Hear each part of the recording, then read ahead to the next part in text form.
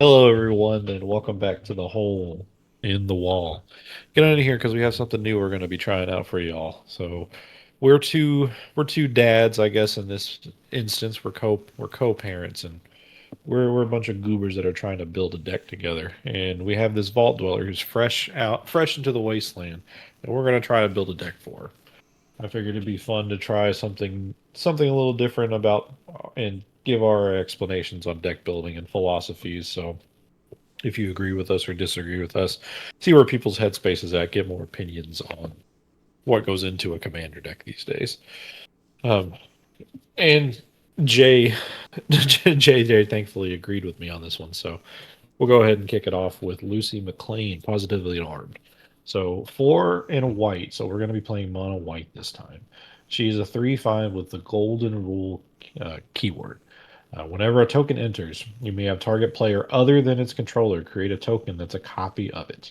Then you draw a card if an opponent created a token this way. Do this only once each turn. Now, you initially asked me if I had this card just to give out because you wanted to throw it in one of your decks, but Yeah. I had the opposite thinking, and let's make this a commander because I think this ability is super interesting to play around. What are your thoughts on it? Yeah, I think Lucy is by far the most interesting out of the effects that we got from the Fallout secret layer between like her, the ghoul, and Maximus. And really it's one of the more interesting like group huggy token effects we've seen in a while because not only can you give things to your opponent and get a benefit from it, you can just copy your opponent's tokens and not draw the card. Because it's whenever a token enters. You may have target player other than its controller. So your opponent makes a treasure token, you target yourself, you make a treasure token. You just don't get to draw the card. That's what I was going to bring up the same thing too. So you're impacting the board no matter what happens. If you force a token that comes into play, or if your opponent makes one, and every deck I feel like these days makes some type of token one way or another. So you're going to have some say so with any type of interaction, which I think is super cool. And like you mentioned before, group hug is definitely going to push this to the max, and this seems like it would be super fun from a political standpoint and catch your opponent off guard standpoint too. I think Lucy is super primed to be a really fun deck to play. So let's talk a little. We already have some of this built, and kind of the boring stuff's out of the way. We pick lands to go first. This is a little bit more unique compared to your other standard commander decks, mostly because we're in a mono color, which is a pretty good benefit to us and a hindrance at the same time. But it makes your game plan a lot more simplified versus going into something three, four, five colors because you don't really have to worry too much about your land base. Now, JJ, what lands did you pick for us today, and give us a little background? So basically, the idea, like you were saying, with a monocolor deck is you don't have to spend a lot on your mana base as far as like branching out and touching multiple colors. What you really want to focus on is utility lands. I'm just going to highlight a couple that I think work really well in this deck. You have War Room, so it'll add a colorless, comes in untapped, or you could tap three and pay life equal to the number of colors in your commander's color identity, which for us is just one, and draw a card. So this is just tap three, pay a life, draw a card. Springjack Pasture. This is a land you don't see too often, but we can tap four, make a goat, and then we can tap it to sack goats and add mana. So it's kind of like a weird mana sink. But additionally, we can make a goat off of this, give a goat to an opponent, draw a card from Lucy. So Castle Ardenvale will do the same thing. Secluded Starforge will do the same thing. Make a robot, we can give it to an opponent, draw a card. So basically, the idea with the utility lands here was we either want our lands to draw us more cards or make us tokens, so then we can draw more cards. And one of the good things too about running that monocolor that we talked about, is you can go pretty cheap on your lands. I mean, some of the utility lands, they are a little pricey, but you don't have to worry about your fetch lands, your check lands, triomes, like all the stuff that's going to cost super money where a lot of your budget can really eat it itself. This, if we wanted to, we can just run 35 planes and be good. Yeah. Like you don't have to get too crazy. So the sky is pretty much the limit, and it's obviously, honestly, one of the more flexible spots of your budget when building a monocolor. That's another good reason to play it too. Now, granted, you are limited by what you can play, of course, because you're only in one color. But if you have the strategy, you can really have a good time with it. And I think this is a really good way to show that too. Like, because right now our land it's $54. We could cut that down to next to nothing if we wanted to. Oh yeah, So and you could go way harder with it too. You could have $100 monocolor mana base and really have a ton of utility coming from your lands, which is something that monocolor decks might need the help to kind of push them over the edge at higher power tables. But for what we're trying to do today, $50 will get you Lucy maybe and the lands. And I think this is a good time to segue into budget a little bit for this project. yeah, absolutely. So we decided on a budget of $100. Now we are not counting the commander as part of that. For a multitude of reasons. One, as of this recording the video, the card isn't technically out yet, so we don't have a true market price on the commander. And another reason too is the secret layers are still available also at the time of this recording, so you could theoretically still pick this up for a decent price if you wanted to get the whole layer. So we're not factoring that into, so we're just going to go off the 99. And if for some reason we during this process we want to find cards we want to put in, like we talked about before, with our lands being a lot more flexible, we can cut away some of the more expensive cards to add to that budget. There's a lot of things that white can do to kind of keep up that I don't think really get talked about a lot. And I think a perfect one for this deck is Keeper of the Accord. I was just about to bring that up. Yeah. So at the beginning of each opponent's end step, if a player controls more creatures than you, you create a 1/1 white soldier. At the beginning of each opponent's end step, if that player controls more lands than you can search your library for a basic plains and put it onto the battlefield tapped and shuffle, of which we have 22, so we will never miss with this.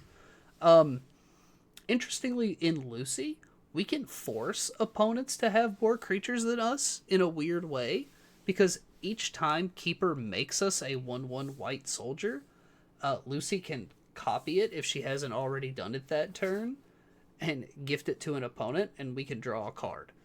So we can constantly keep the first half of Keeper of the Accord live, which makes this card a lot better than it normally would be. Yeah, and even without that goes to say, Keeper of the Court is an amazing card in and of itself. So it's really good that it's in white because, like JJ said, it's going to really keep us on pace with the rest of the table, especially if you play a lot of those green players that like to ramp. Which I don't know about everyone else's pods, but our pod has consistent green players in some form or fashion. So My really bad. good to be able to keep.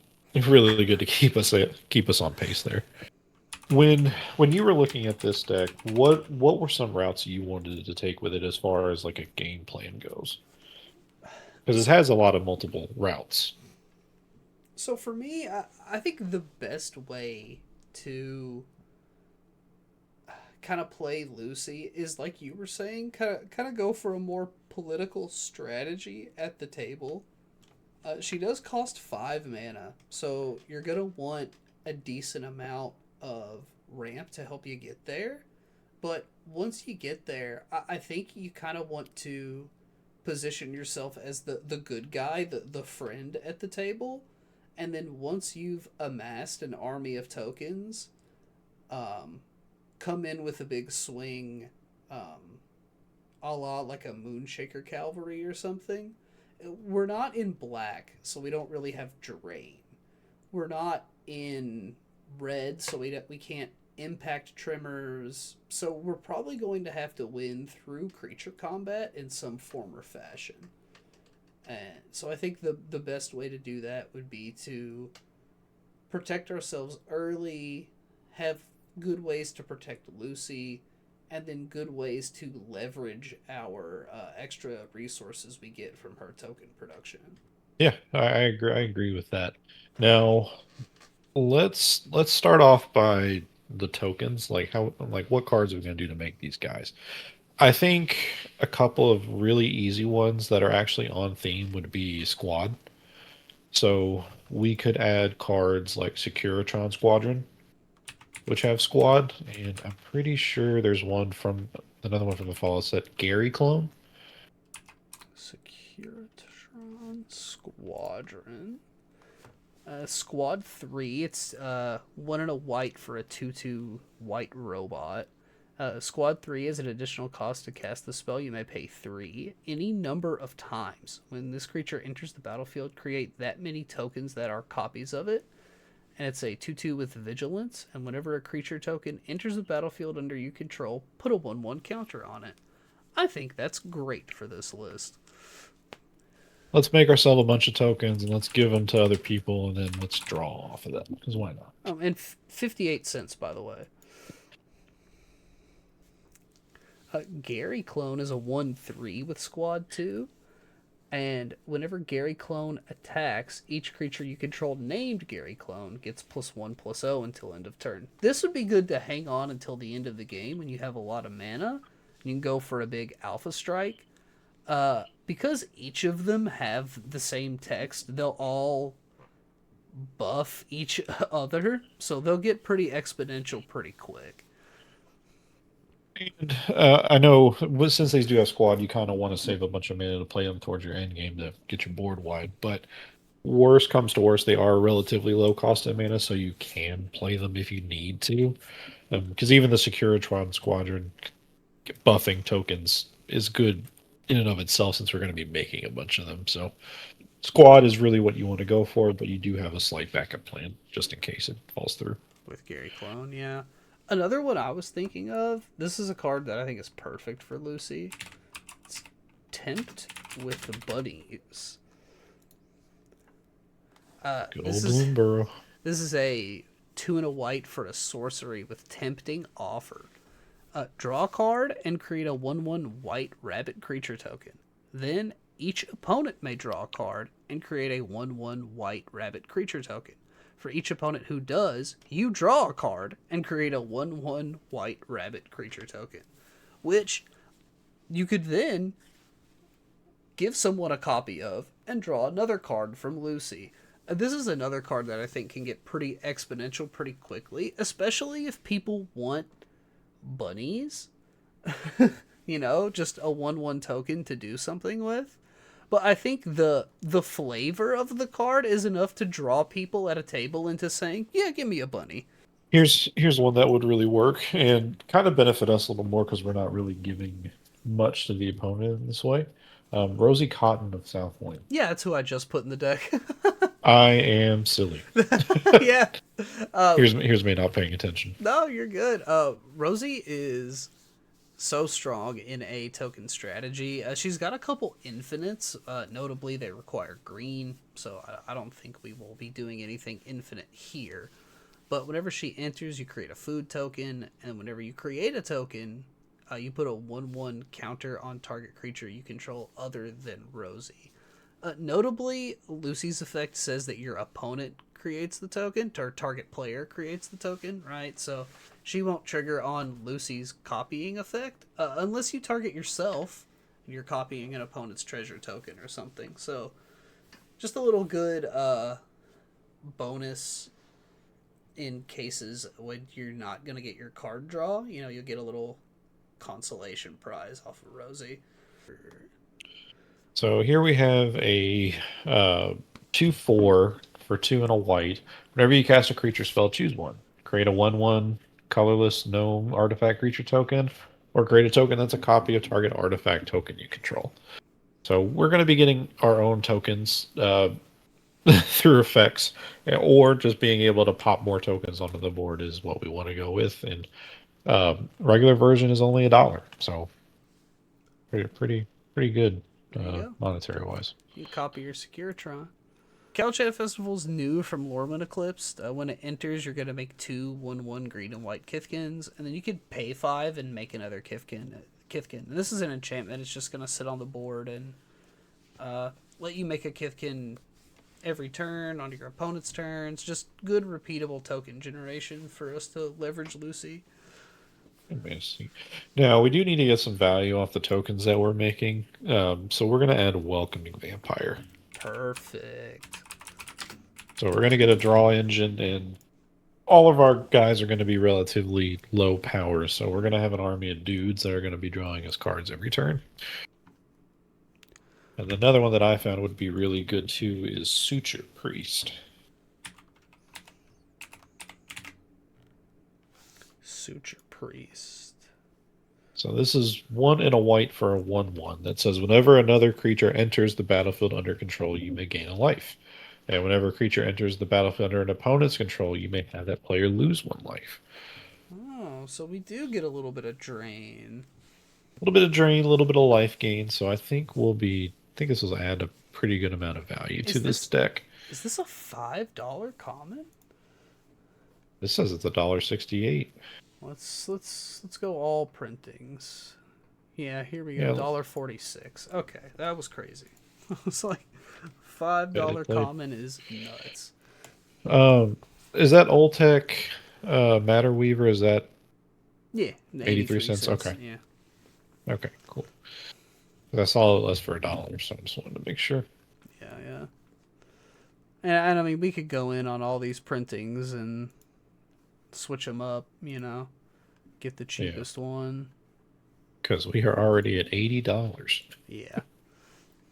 Well, minus 20 because of Lucy. Oh, 60. 21, yeah. Well, really. Well, the land's 50. Well, the lands and Lucy together are 50, so the lands are 30. Okay. Okay. So Yeah, we're good. We're good. So yeah. what's our total count at right now for cards? We're at 53 cards. Ha- We are halfway there. a card that I think we might actually enjoy the flexibility on that isn't really played a lot in Commander is Decree of Justice. It's XX2 and 2 white, and we can create X4/4 white angel creatures with flying, or we can cycle it, and when we cycle it, we can pay X, and whenever we do, we make that many 1/1 white soldiers. So just more ways to flood the board with a large amount of tokens at the end of the game, and if we need it before that, we can cycle it for some blockers, draw us a card, give somebody to somebody else with Lucy, and draw another card. I like it. So one card that I had my eye on that adds into the political aspect is going to be Yes Man from the Fallout set. So everyone with the New Vegas lore, everyone knows who Yes Man is, but as this is a card, it's a 2/2 for 3, 2 and a white, and it has tap. Target opponent gains control of Yes Man. When they do, you draw 2 cards, put a quest counter on Yes Man. Activate only during your turn. And then the wild card ability, when Yes Man leaves the battlefield, its owner creates a tapped 1/1 white soldier creature token for each quest counter on it. So everyone's going to want this on the board, so you're going to be making a lot of friends. Like, hey, let me have Yes Man so I can draw a couple cards, especially on those decks that don't have too much draw power. They're going to be deal buddy with you, like, don't attack me, and you can have Yes Man next turn. So, and if this stays as a menace for far too long, you're going to benefit out of it in any shape or fashion. And we can also add cards later that can flicker him, so we can force the hand of making the since it's just leave the battlefield, we can force the hand of making the tokens ourselves if we wanted to. Like with Personify. Oh, that's a good one. I was going to say, do we have need for flicker, but personify kind of fills two of our needs at once because we can flicker a creature and create a 1/1 colorless shapeshifter token with changeling. This card was hyped up a lot at the beginning of Lorwyn Eclipse, and I think it's fallen off for 60 card and limited formats, but I think here it fits our needs perfectly. Absolutely. And if we ever get any more ETBs, we can just double up on them essentially. Oh, yeah. So let's And see. keeping on the same vein, we can add a little bit into the removal aspect now. Bovine intervention is actually really good for us. We're destroying a target artifact or creature, so we get removal, and its controller makes a 2/2 White Ox creature token. So if we have Lucy on the board, we can pop their Soul Ring, and then hey, we will get an Ox for it if we wanted it. Yeah, and in the same vein, Generous Gift is gonna be a very similar effect for us. We can kill anything. Its controller gets a 3/3 elephant, and then we will also get a 3/3 green elephant out of the deal. So, Yeah, not bad. which most of the time, Generous Gift isn't too crazy, but it works exponentially better in our like JJ said, it works exponentially better in our strategy because we want tokens and Yeah. we want tokens to go out. And then we can also add Stroke of Midnight as well, which would do pretty much the same thing, except there's a 1/1 instead of a 3/3. And then while we're at it, we might as well throw the big two Path to Exile and Swords to Plowshares.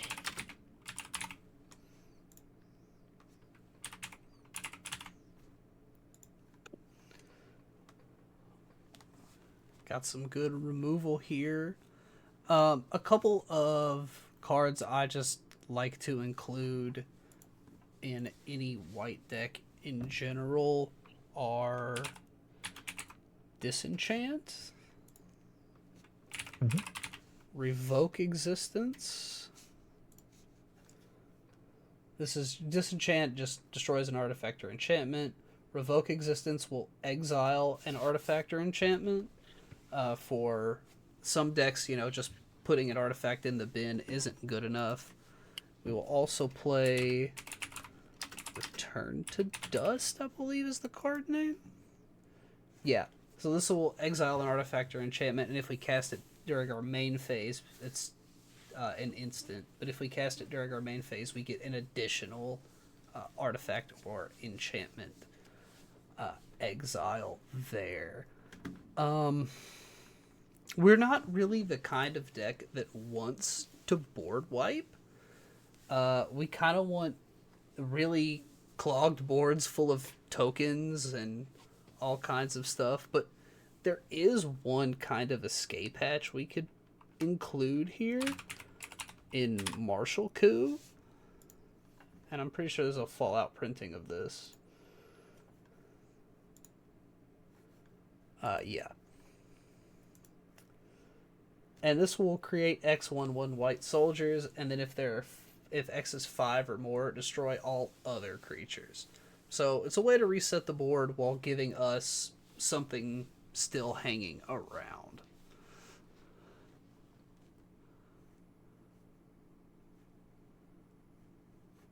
Really, 9 pieces of removal. I think what we want to look for now is a couple ways to protect Lucy. So one of those I like to do is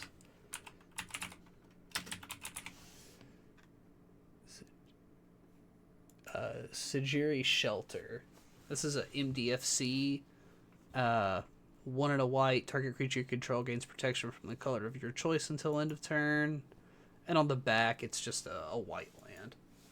So keeping on the Fallout, going back to Fallout, we have Over Encumbered, which is a really good enchantment for protecting ourselves, especially if we're going to be giving our opponents all these tokens. So 1 and a white, it's an enchantment aura for an opponent. When it enters the battlefield, the opponent creates a clue token, a food token, and a junk token. At the beginning of combat on enchanted opponent's turn, that player may pay 1 for each artifact they control. If they don't, creatures can't attack this combat. Oh man, and we can load people down with additional artifact tokens from Lucy. That's nice. So let's throw in a way to buff our little guys a little bit. Let's put intangible virtue in here. Ooh. 1 and a white creature tokens you control get +1/+1 and have vigilance. So make your guys a little bit bigger. They don't have to swings or they don't have to turn sideways, so you can keep them up for blocking. Okay. And let's go for a cheap finisher that we have now. Legion Loyalty. So it is a little pricey, 6 and 2 white, so 8 mana, but creatures you control a myriad. Yeah, okay. That's a way to end the game in a token deck for sure.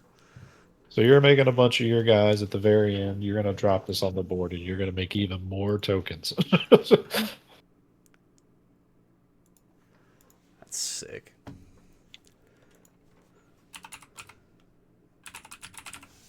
So for more repeatable tokens, we have Kin Binding from Lord Wind Eclipsed. Creatures you control get +X/+X, where X is the number of creatures that entered the battlefield under your control this turn. This could be another way to finish the game. And then at the beginning of combat on your turn, you will create a 1/1 green and white Kithkin. That's a 3 and a white for an enchantment. 34 cents on Kin Binding. I think that's a great way for us to end the game here. Yeah, we like it. Removal on a guy and helping us with the tokens. Commander Sophia de Guerre. That's like the perfect card for this list. Absolutely. So typically it is a little more expensive, but again, since we have that dual purpose of making the tokens, it's going to work in our favor. 1 and a white, or 3 and a white, sorry, 3 and a white for a 1/3 with flash, and when it enters, destroy up to 1 target legendary permanent. That permanent's controller makes a junk token. Oh man. So you got so legendary permanents, it is a little restricting, but this is commander, everything's legendary, so should be pretty good myriad of targets for you to hit, and they get a junk for the trouble, and then you can have one too. Why not? Yeah, I'd flicker it with Personify, blow up somebody else's commander. Have a great day. Absolutely. So this one's a little bit, a little more expensive, but this does help us. Soul Warden, $2 card. Nothing crazy. Whenever another creature enters the battlefield, you gain a life. Ooh, okay. Soul Warden's $4.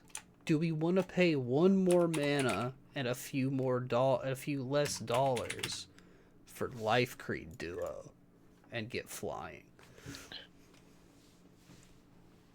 Whenever another creature you control enters, gain 1 life. 8 cents. Let's save the money. Why not?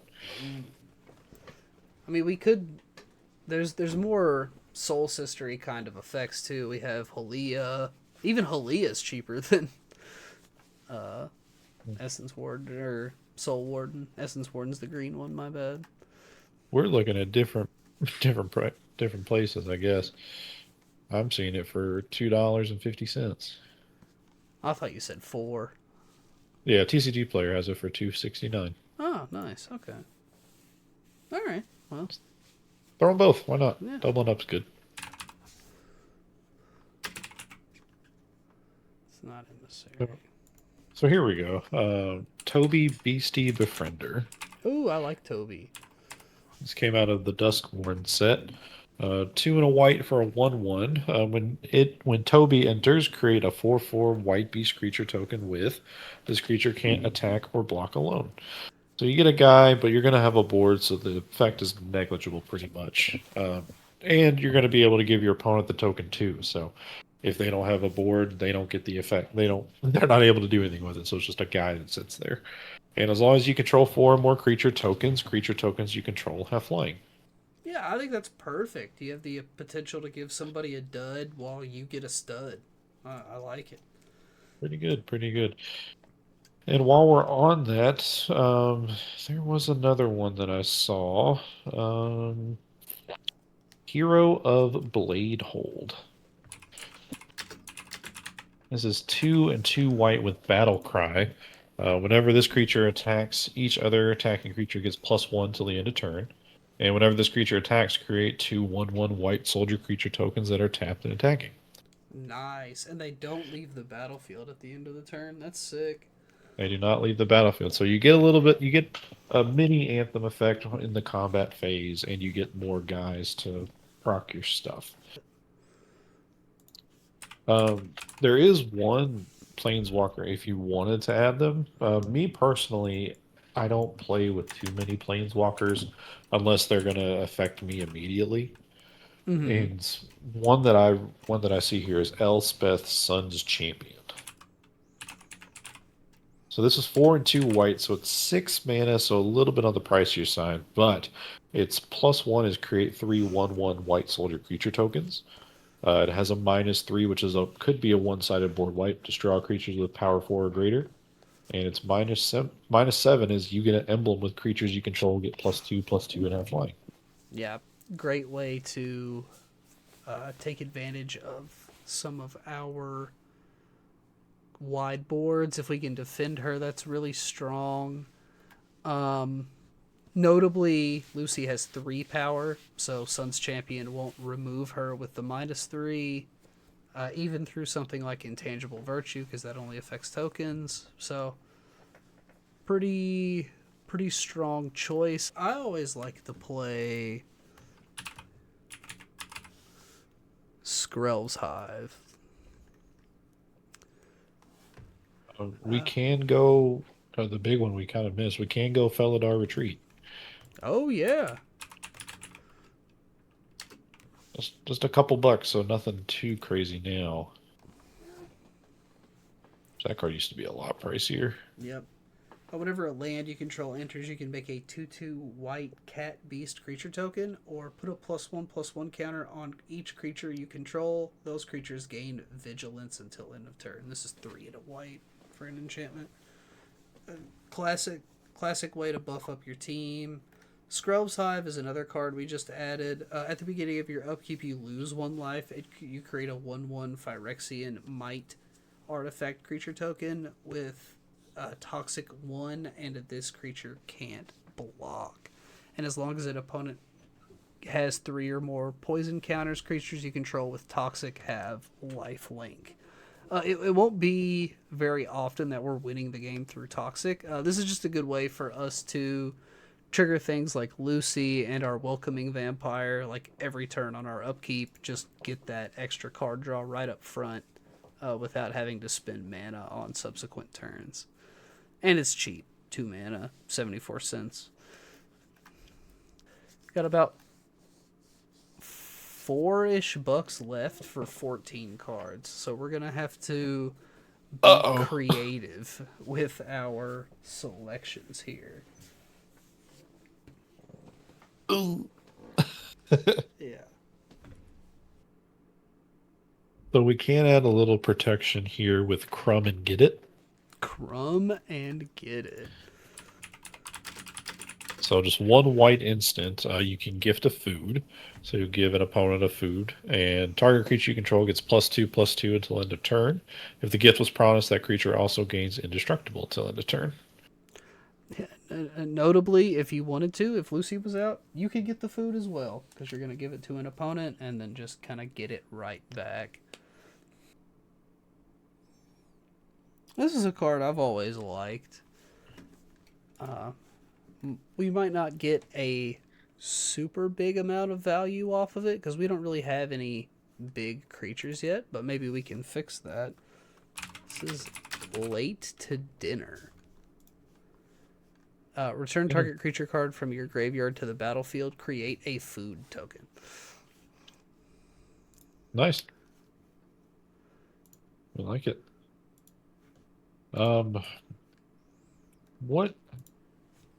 What is our mana curve looking like? Can you organize this by mana curve? Yeah, should be able to. Sort by. Mana value. So, a good chunk of our creatures are relatively cheap. Yeah. So, let's add pre-war formal wear. Okay. Which, funny enough, this is actually going to save us a little bit of money too, because this actually comes in the secret layer. Yeah. So if you decide to go into the secret layer itself, you can have a copy of this card already. This is 2 and a white. When this equipment enters, return target creature card with mana value 3 or less from your graveyard to the battlefield and attach it to it. And a quick creature +2/+2 gets +2/+2 and has vigilance. Nice. I think that's kind of value through this. We give your intention to clip to it. So there's a lot of little guys we can get back. We can kind of move this around. It's kind of pricey to move around, but it's not the worst thing in the world. What's the other card that the other Lucy card from the lair? Because I feel like that one's really good with her. I just can't think of the name of it off the top. I think it's an aura, if I'm not It mistaken. is.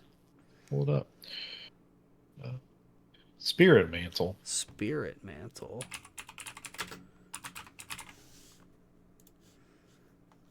So this Enchant is... creature. Enchanted creature gets +1/+1 as protection from creatures.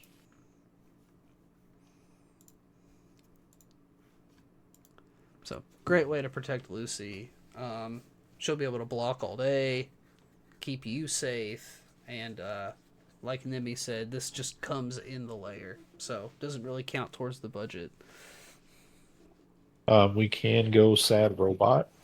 Yeah, that's always a card. Can't grab it off the pre-war formalware, but we can flicker it with a Yeah. little bit of our flicker spells. So Oh, this card has gotten a lot cheaper, and I think is perfect. God Eternal Oketra. Where did it go? It's 3 white for a 3/6 double striker. Whenever you cast a spell, create a 4/4 black zombie warrior creature token with vigilance. And whenever God Eternal Oketra dies or is put in exile from the battlefield, you may put it into its owner's library, third from the top. $2. Well, $3. oh, sad. Good. 6 cards left. We can add. Oh no, it's a couple bucks. Here's here's a fun one. A Crowan horse. Akroan horse. A crow and horse. Where did the horse go? It's defender for an 0/4. Whenever it enters the battlefield, an opponent gains control of it. At the beginning of your upkeep, each opponent creates a 1/1 white soldier. That's fun. So someone gets a someone gets the horse, and we all get the guys. Yeah, yeah. That's fun. And then we can double up on the guys too if we have Lucy out. This is another interesting, cheap, kind of slept on card. Here's Zerium Golden Wind. It's 3 and a white for a 3/4 flying legendary griffin. Whenever a griffin you control deals combat damage to a player, create a 2/2 white griffin creature token with flying. Interestingly enough, if this is in play and our token from Personify hits the opponent, we will get an additional griffin. So kind of little small synergy there. We like griffins. Now our opponents technically don't have to make the tokens. You may have target. You may have Yeah. target player make a token. Yeah. So let's force them to make some tokens, so we can get more. We'll do silver quill lecturer.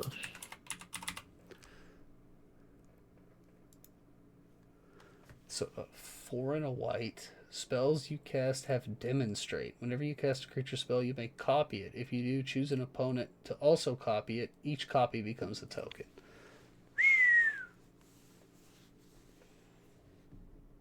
That seems strong.